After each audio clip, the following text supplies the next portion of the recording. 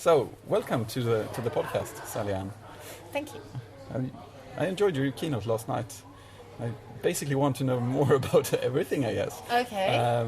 And also about your research. Because you've done research into Agile. Yes, so I've done research into pair programming. I kind of did ethnographic studies, so I went around and studied commercial pair programmers because I was kind of a bit disillusioned when I looked at the work that was out there at the time. An awful lot of it was kind of, let's do a little experiment with two students working separately or working together and see how their work's different. And I really wanted to see, actually, in the world, what does it look like when people pair?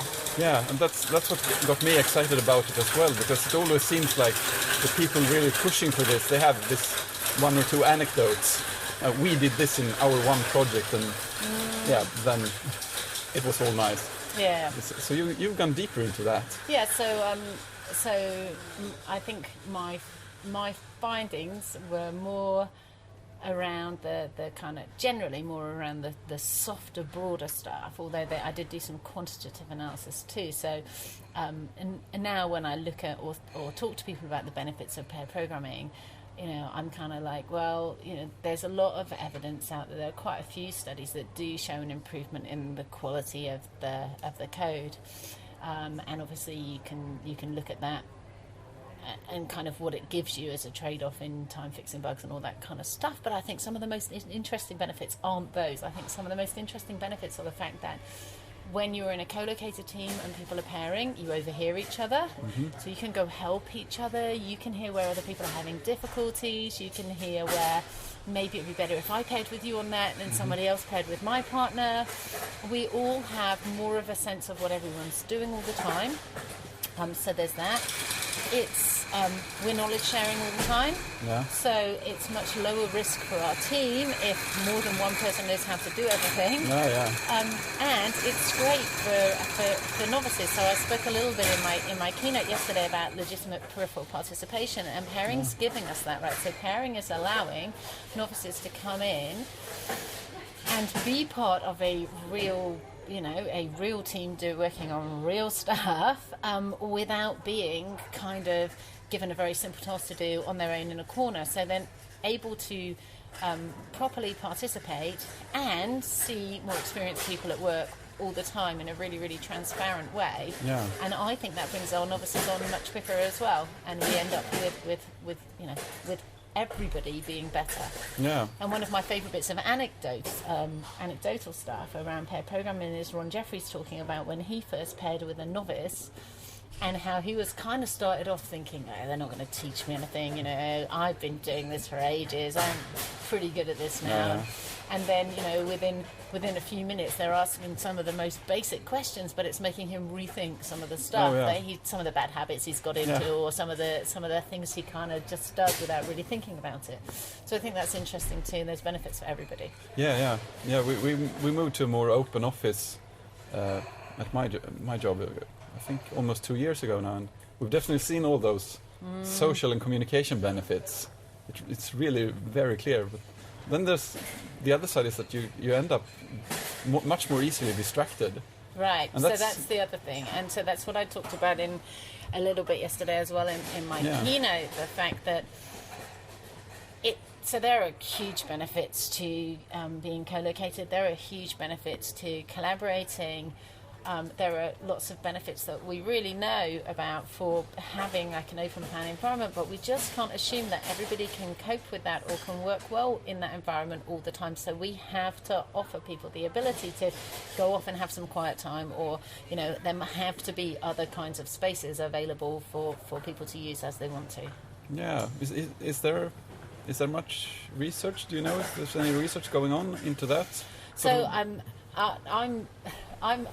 kind of not that well versed with the research in that area at the moment, so I don't actually know if there's research going on into that.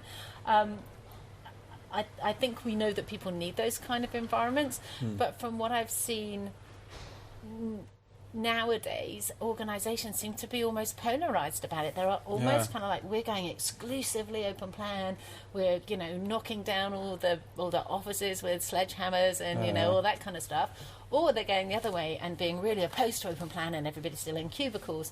And what I'd really like to see is a kind of blended environment where people have the ability to transition between physical spaces according to what their needs are at the time. That makes a lot of sense to me as well. It really seems there is a big backlash always going on almost about open plans, but still we see all these. It's so nice to talk to people. It's good to talk to people. Yeah, absolutely. All the office communicates much better now. So the other thing that I looked at in my pair programming research that was the kind of quantitative work was that I recorded and analysed more than 14,500 sentences of pair programmer dialogue, typed it all up and analysed it to find out what kinds of things pair programmers talk about. And the main thing that I wanted to do was look at the myth or that kind of anecdotal stuff you hear about the role of the person who's typing and the person who's not. So we hear, and it still perpetuates, so my research on this was published, I don't know, 10, 11, 12 years ago. We still hear all the time, well, there's the driver and the navigator, and the driver's doing the detailed stuff, thinking about spelling, thinking about syntax, and the navigator's thinking a whole different level of abstraction. The navigator's thinking about the real world problem that's being solved. And I don't think that's true. No. In the pairs that I watched, I didn't think that was true, so I really wanted to do a deep dive analysis into it. And when we look at the things that the driver and navigator talk about, they don't talk at different levels of abstraction. No. They move through those different levels of abstraction together. So sometimes they'll both talk about the syntax, and sometimes they'll both talk about the real world, and there's no real disparity in who's initiating, like going down into the detail or going up. They just both do it together. Yeah. And in fact, when you think about it logically, it would be impossible to have a conversation if one of you was talking at one level of abstraction. You could be giving orders or something. It's impossible, and then the other one's talking at a different level. So I think that the idea that those two roles are focused in different levels of abstraction, although it's a nice theory, in reality, it's not what I see. No, it's not what I see, and it's not what my research showed. And that's quite a big body of data to so those were statistically significant results. No, has there been more research in that area? So there's plenty more research on pair programming, but not that I know of anyway, on the role of the driver and navigator. No, but there has been more pair programming research in general. Yes. So has there been any interesting findings? So I think really I have become more interested in terms of my reading and stuff in the broader kind of the whole team collaboration. So I haven't really kept tabs in detail on the pair programming stuff that's come out, but I know that there are people like Laura Plonker that have kind of carried on with pair programming research. So for sure there's good stuff out there. Yeah. So you switch more to whole teams as the area of interest? Yeah. And collaboration, and then obviously now I'm kind of this year really I've been really delving into the whole neuro-diversity. Oh yeah, because so many fascinating things there as well. Yes, absolutely. And that's kind of interesting as well, because really part of my interest in neurodiversity comes from my own kind of personal life, but then part of it comes from some of the research that I was reading right way back then when I was doing the pair programming research, because I looked more broadly initially at cognitive psychology and at this kind of psychology of programming and what we know about the ways that experts solve complex problems. And I think I was interested in that because I've been on some amazing teams and some very mediocre teams over the years, and it's quite hard to put your finger on what's different. Like you have those individuals that you just think they write the most beautiful, elegant code. There's something about their problem solving that's really amazing, and it's very hard to get a tangible hold on what makes an expert. Like, what could you noticeably say they were doing that's different than anyone else? So that's why I wanted to look at that. But then when I suddenly came across all this research saying, we've got this fantastic internal imagery going on that helps us problem solve, and that creativity was a big part of it, which just seemed like a really good fit. Mm-hmm. And also that just understanding that problem solving process can be really helpful, because then I can know, I probably need to step away from this now. I probably need to do something else, go for a walk or whatever, rather than I'm going to sit at my computer, I'm going to sit at my desk for like another 4 hours, making no progress at all, getting more and more tired, introducing more and more errors into my work, and just getting more and more frustrated because I'm down a rabbit hole right now.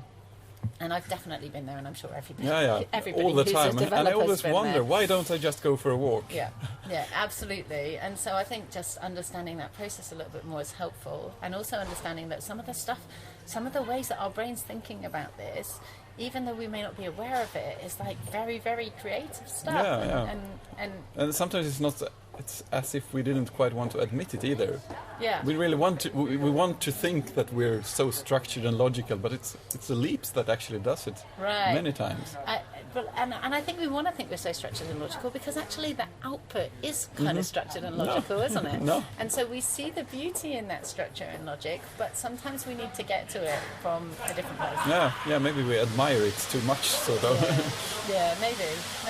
Now, I thought it was funny as well that preparation incubation model. Elimination verification, It was from very old, 20s or 30s? 1926, Yeah.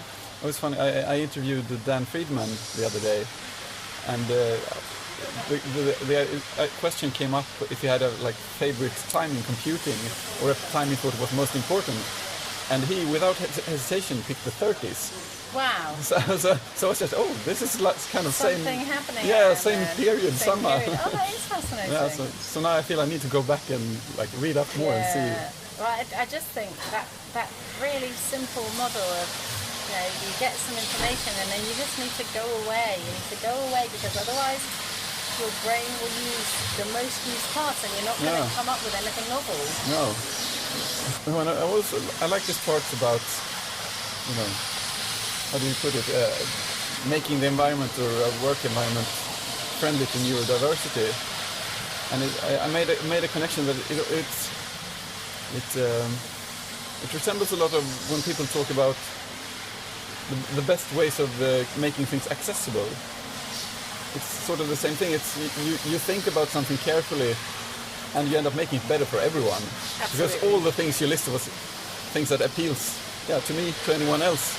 Yeah. So it's such a good way of going. Absolutely. I think it's likely for anybody in tech that either yourself or someone in your team will be having issues with some of this stuff, right? Yeah. And if not someone in your team, then certainly someone in your department. Yeah. And by making by providing diverse spaces for people, we're just making it better for everybody. Yeah. Everybody needs a quiet space from time to time to do something. Yeah.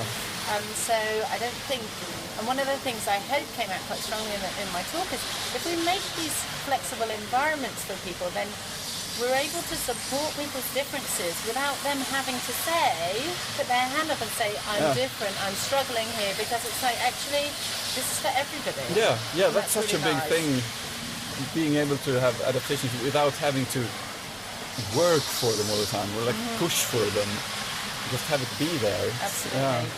And so there's something really nice that it's been around for a little while, but so there's a guy in the UK called Ivan Moore, and Ivan talks about tea-driven development, as in a cup of tea, and he says, if you are going to embark upon solving a new problem, you can make a cup of tea, drink the tea, etc., etc., etc. And the idea is that you know what the problem is, and then you decide to make a cup of tea. So you've done the first step, you've gathered the information, you've done the preparation. So then you boil the kettle, so you go up to the kitchen, boil the kettle on your own. So now you're in incubation, you're in a different space, you've got quiet time on your own. You pour the tea, you make the tea, then you sit together with your care partner, and discuss the problem. So there's your verification, there's your validation, like, is this a good solution? And then you do your code, you write your code. And I love that. I mean, Ivan kind of really likes tea, so obviously it's a lot of cups of tea in a day. But I really like that, and I don't know whether he created that model knowing the Wallace model and thinking that it fits, but when you even retrospectively apply it, it's a great fit. It's really nice. Makes sense. Yeah. So, and what I like about it is it isn't saying, oh, I've got this close in the, in this problem. So it's just like, gosh, we just have a cup of tea. Exactly.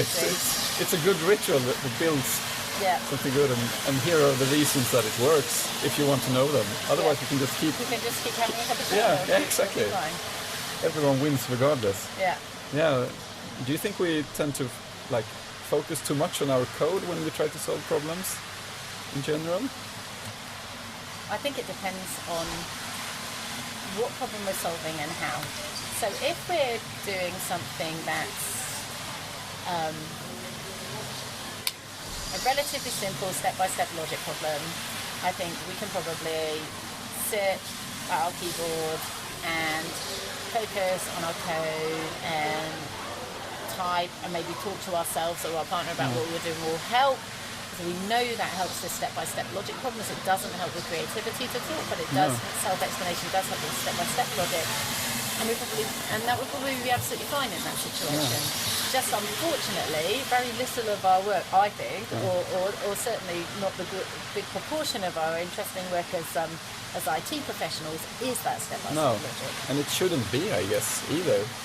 Because then we could just have someone else assembling it for us. Yeah, right. So then it's just like, I don't know, the equivalent of putting things in boxes all day long or whatever. No.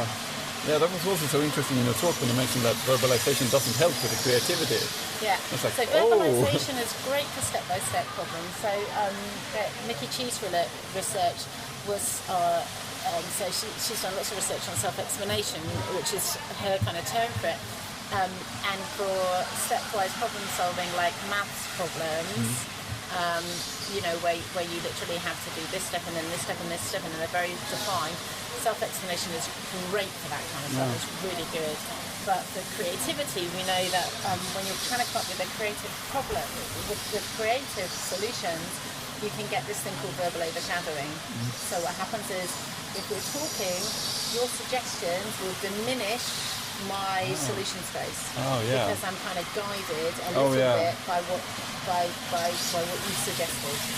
So I'm less likely to go kind of out in a completely different direction. I don't remember if you mentioned that, but I would assume writing does the same thing. Limits you in the same way? Well, I think so. Really, the verbal overshadowing thing is about other people. So it's about the fact that other people are limiting. And in fact, one of the techniques that we use all the time in Agile is that whole, some people call it brain writing, like silently write things on post-it notes when you're in a group rather than talking, and then let's gather them in all together at the end. And that's, I think, it's come about because of verbal overshadowing. Because we've realised that if we stand at a whiteboard and go, everyone shout out ideas, you're not going to get as many ideas as if everybody just writes. Yeah, and the first idea affects the rest. What I did see in my studies is lots of people using informal external representations, by which I mean either writing or drawing stuff to help them think. And some of those drawings, you couldn't even tell what they were supposed to be. They were really, and for me that there's a kind of like some link between these strange drawings and then these amazing multi-dimensional mental models that we have. One of the other things I didn't talk about in the talk that's quite interesting was that lots of people wrote lists. So when they were kind of navigating the problem space and then they jump over to another area, they go, oh, just before I do that, right, I have to list these things here so I don't forget where I was. Or I'm going to write down how I've done this bit so I don't forget. And when I'd ask people, so this list, why have you made this list? And they'd say, oh, it's because tomorrow somebody else will probably be working on this code and I want them to know what I've done, or I want them to understand something, or I want them to not forget something. In reality, the lists were never looked at again. So the lists were just about cognitive offload, like I need to get this out there so that I can look at it from the objective point rather than, or so that I'm not held back by trying to remember this other stuff while I'm doing something creative. Yeah, because that's something I do a lot of myself, is writing stuff down to sort of get it out, and also sometimes to try and structure your thoughts as well. But it is relatively rare that I read it again. It's kind of a write-only thing, but that fulfills its purpose. Absolutely, and it's fine. But I guess what amused me or was interesting to me was the fact that when I asked people, they all said, "Oh, I'm writing it down so I don't forget," or "I'm writing it down for somebody else." Yeah, for somebody else. And actually, it's not at all. It's just I'm just writing. Just the writing of it has fulfilled whatever need I had for it. Yeah. So it's kind of fun. Yeah. So writing it's different from verbalization then. Yeah. I was also thinking about, you're quite into research. Do you think programmers, maybe it's too wide a question, but I'll ask it anyway. Do you think programmers in general are good at following research, or is it something we should be doing more or less of? So I think there's a huge rift between the research community and the practitioner community. And I think that there's a lot of mythology in the practitioner community that perpetuates. So somebody will have a vague theory about something, and then 10 people down the line, somebody's saying it's fact and it's from a study, when you trace it back, there's really nothing. I don't know if you've seen the work that Laurent Bossetti's been doing around heaters and leprechauns, which are these little bits. No, I don't think so. These little bits of kind of mythology that somehow we all believe are true. And then if you go back, if you plug away at them a bit, you're like, hang on, that graph doesn't mean anything, or where did it come from anyway? And yet there's some great research going on out there, and somehow the two just aren't marrying up. So as I say, I know it's kind of like a personal regret of mine that people still don't know that actually the whole driver and navigator thing isn't really what we see, and that's significant. You know? Yes. I think that must be happening in lots of different other areas as well. And in fact, at an XP conference, I'm trying to think how many years ago, I don't know, several years ago, there was specifically a session trying to work out how to closer link the research community with the practitioner.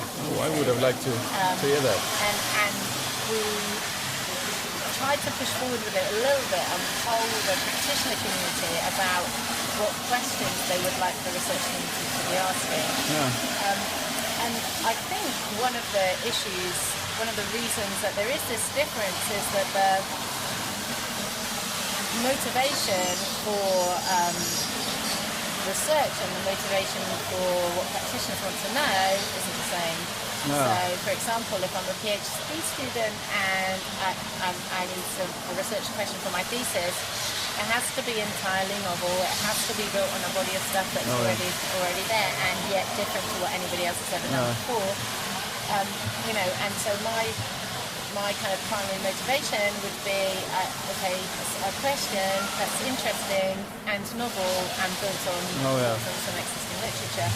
Whereas as a practitioner, I probably, in my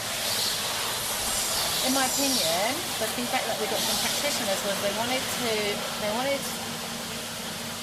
studies that were much more broad brush, that prove things that as a researcher you would say really aren't that easy to prove.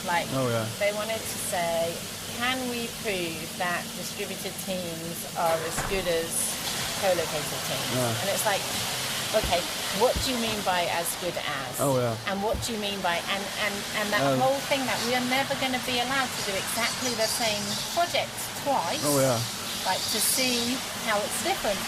So we can't be rigorous in our research methods, and then we have to look at different kinds of research methods like ethnographic research, and then the kind of results that come out of that sort of research are different types of knowledge than what comes out of, quantitative research, which is much more, here's a significant result. So they're much more, here are the things that came out, here are the things that we were interested in, the repeated behavioural patterns that I saw. And I think sometimes the stuff that comes out of ethnographic research, practitioners are just like, we know that anyway, it's obvious. Because we see it every day.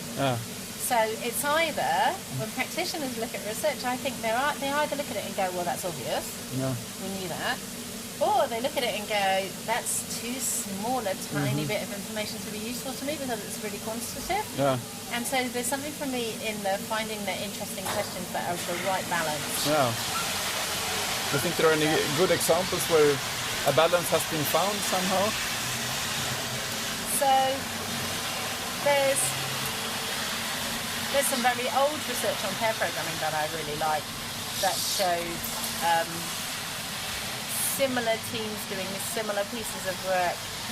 But it can. What you have to know is it can never be exactly the same piece of work. No, of course. You know, and looked at what was different in the outcomes. But that was much more of a blend. And the problem actually academically with blending, as my work did, qualitative and quantitative methods, is that's not always very well received by the research community. Because they see it as kind of like you're cherry picking your methods according to what you want your results to be. Yeah. So you have to be a little bit careful about doing that as well. Yeah. Yeah, it's really different types of work with totally different purposes, and everyone sort of wishes the other side was more like yourself. Yeah. But hang on a minute, it wouldn't work that way. And I've also seen really good, really good pieces of research that practitioners would just go, well, I don't agree with that. It doesn't. It seems counterintuitive, so I'm just going to disregard it. Oh yeah, no. My anecdotes suggest otherwise. Yeah, right. My sample size of 1, which is me, it seems more strong to me than your sample size of 1,000 or whatever. Fun one to bring up. Yeah. That often. But do you think we sort of practitioners are we good at following the research there is? I mean, even if we ignore it and say this is too general or this is too specific. No, so I was always disappointed when I presented in research tracks that the audience was typically academics, and then just some really some notable exceptions of people that were a bit more a blend of academic and practitioner. So some people would come to the research tracks who weren't academic, but it was quite rare. No. It was quite rare, so it just wasn't that level of interest. No. Which is kind of sad. Yeah, really sad. Really sad. It sort of seems to me that often when I come into contact with some research paper, it's something that is pretty old and has sort of been rediscovered a couple of times, and people start linking to it. You can see those ideas traced back here. And I guess the other thing is that academic writing and academic presenting has got its whole own kind of language. Oh yes. We have to do things like hedging. We have to be really rigorous about citing our references and all that kind of stuff, and it's a very different kind of thing to listen to. And I think sometimes it can feel like that's not that accessible. So I don't think. I think there's an argument for people within academia getting better at telling the story of their research rather than just the facts, presenting the facts like you would in an academic conference. With an academic audience, you might be more tempted to just say, here's what here was my theory, here was my research method, here's what I did, here's the results, here's what this suggests, here are the things that were faulty, here were the things you could pick fault with in my research, because there always are some. Oh yes. And here's how I'd move it forward in the future or whatever. Well, that's not the same kind of thing that you do in a practitioner's conference, is it? People want to hear much more like, what's the story of how, what experiences or what real life thing does this tie on to that makes a congruent sort of story that I can relate to. Yeah. So I think we should just get better at that. Oh yeah. I wish everyone would pick up, references, citing references properly. That. Yeah. Well, so a funny thing is that I'm trying to get over myself a little bit in it, because sometimes when I teach a training course, people will say, "Oh, you really name drop a lot," and I'm like, I'm not name dropping. I'm just making sure that I cite everybody that I'm referring to. Yeah, I guess I'm kind of on your side of the. Yeah, right. So some people just don't understand why you would want to do that. So no, of course. I might be, okay, we're going to do an exercise now. This exercise was created by so and so. We don't really need to know that. I'm like, well, I just feel obliged to kind of credit them in some way because of my academic made up just now. Yeah, because I don't want you to think that I made it up. But no. So some people don't like that. So no, go figure. No, I guess. Yeah. Wow. We covered a lot of ground here. And we've gone completely off track, I think. Yeah, it's perfect. So that's just what I wanted. Okay. Yeah, I'm so happy you took the time. Thank you so much. Oh, you're welcome. Let me put it this way, Mr. Raymer. The 9000 series is the most reliable computer ever made. No 9000 computer has ever made a mistake or distorted information. We are all, by any practical definition of the words, foolproof and incapable of error.